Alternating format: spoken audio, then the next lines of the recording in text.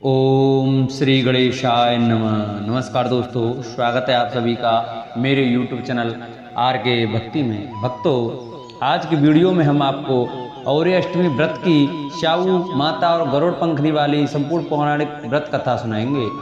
तो भक्तों, हमारी वीडियो पे जो नए आए हैं, जिन्होंने अभी तक हमारे चैनल को सब्सक्राइब नहीं किया, वो हमारे चैनल को सब्सक्राइब करें, वीडियो को लाइक करें और कमेंट में गणेश भगवान की जय और औरी माता की जय अवश्य लिखें। इस साल ये व्रत 24 अक्टूबर को रखा जा रहा है। इस व्रत में अहोई माता की पूजा की जाती है।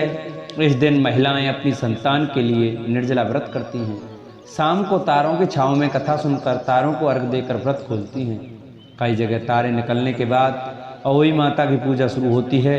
पूजन से पहले पूजा वाली जगह को साफ करके पूजा का चौक पूरकर एक लोटे में जल भरकर उसे कलश की तरह चौकी के एक कोने पर रखते हैं और फिर पूजा करते हैं। इसके बाद अहोई अष्टमी व्रत की कथा सुनी जाती है। कथा सुनने के बाद आखिर में प्रार्थना करनी चाहिए कि जैसे माता ने उसकी संतान की रक्षा की, वैसी सभी की रक्षा करें। प्राचीन काल में एक साहूकार था जिसके 7 बेटे और 7 बहुएं थी। इस साहूकार की एक बेटी भी थी जो दीपावली में ससुराल से मायके आई थी। दीपावली पर घर को लीपने के लिए 7 बहुएं मिट्टी लाने जंगल में गईं, तो ननद भी उनके साथ चली गई।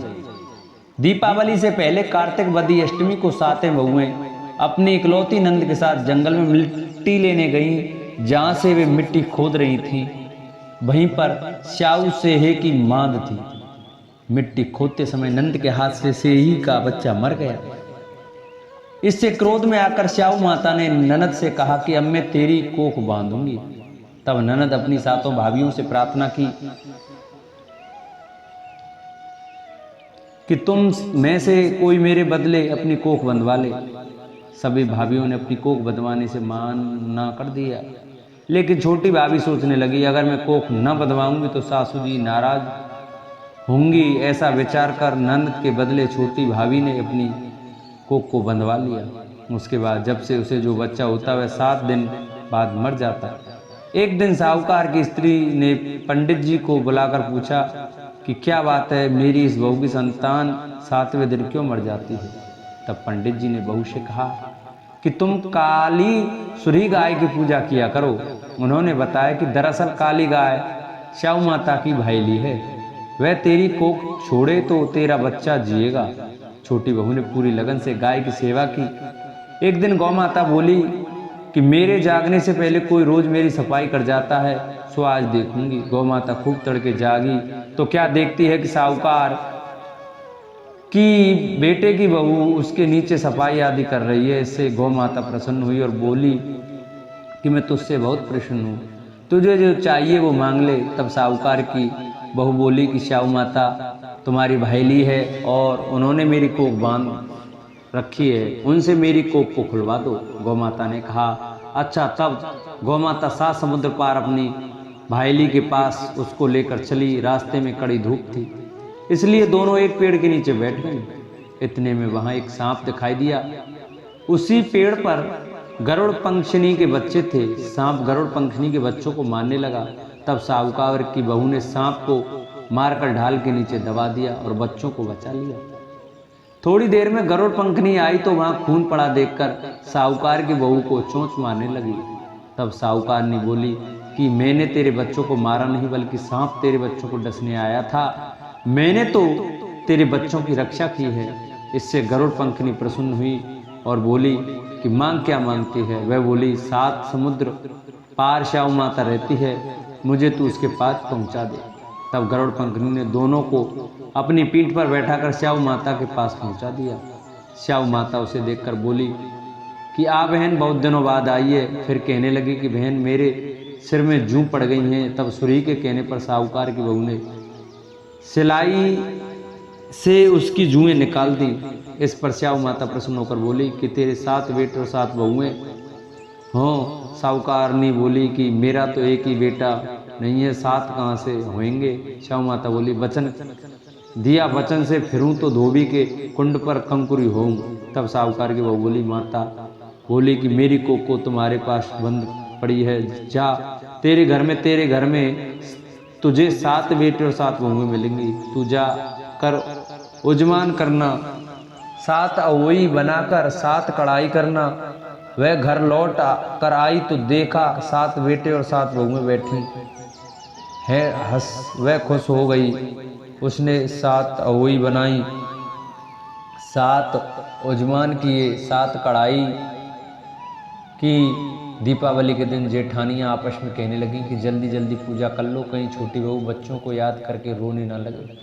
काफ़ी देर तक रोने की आवाज़ नहीं आई तो जेठानी ने बच्चों को भेजा। बच्चों ने देखा और पास जाकर कहा कि चाची तो कुछ मार रही है, खूब उजमान हो रहा है। यह सुनते ही जेठानियाँ दौड़ी दौड़ी उसके घर गईं और जाकर पूछने लगी कि तुमने कोक कैसे छुड़ाई। वह बोली, तुमने जो कोक नहीं मैंने बांधा ली।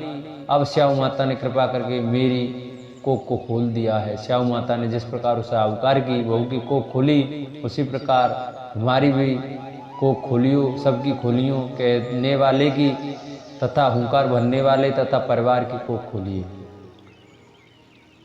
पौराणिक कथाओं के अनुसार यह उस समय की बात है जब भगवान विष्णु का विवाह हो रहा था।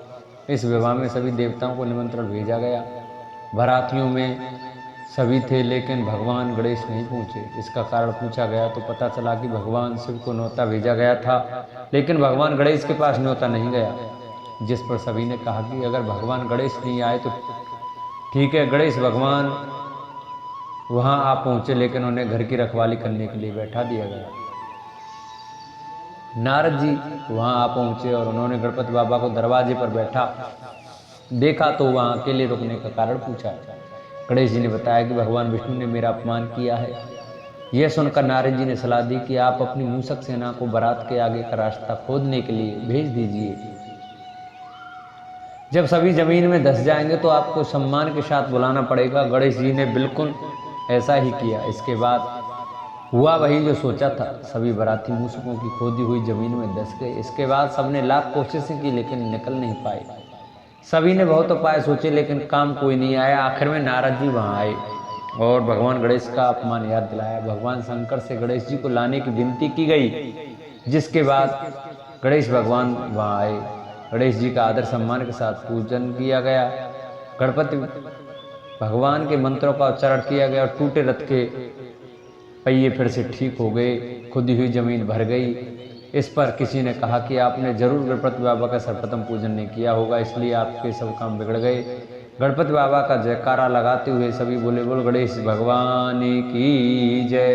तभी से संकटों से मुक्ति पाने के लिए गणेश भगवान की व्रत कथा हर कथा के बाद में सुनी जाती है।